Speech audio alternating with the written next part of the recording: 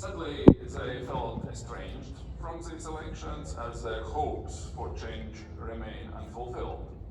They were disappointed at the absence of special measures to ensure their political representation and about the increasing religious overtones within public discourse, including online.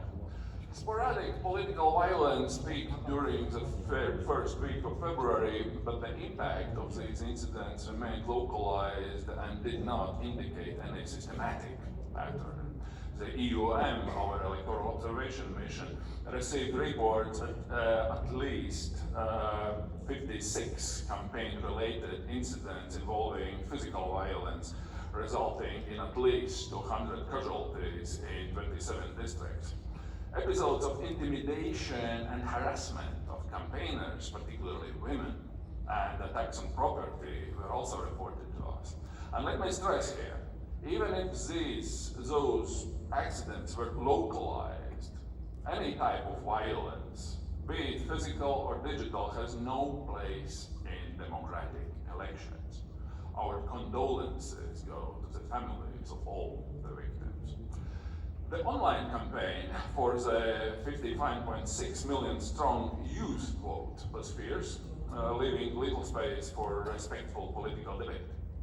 Our social media monitoring unit identified at least 23 viral disinformation incidents with manipulative content reaching at least 1 million views each within 24 hours. Influencers and deceptive media accounts were the prime vector of disinformation on Facebook and on TikTok. Some of them were from outside Bangladesh, but the majority originated in Bangladesh. It was encouraging to see how national fact-checking countered those narratives.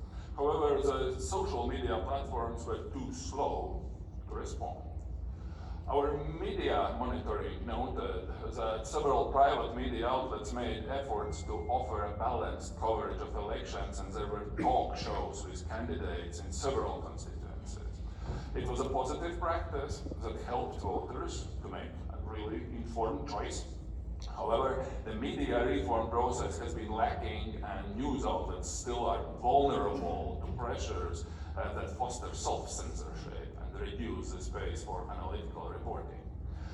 Our assessment of this historic election would be incomplete without acknowledging the importance of civil society. Many grassroots and national organizations made commendable efforts to restore public trust in the electoral process. 81 citizen observer groups were accredited to monitor the polls, adding to transparency. Young activists engaged in nationwide voter education activities aimed to close digital literacy gaps and advocated enhanced respect for human rights. Their voices are giving confidence in the democratic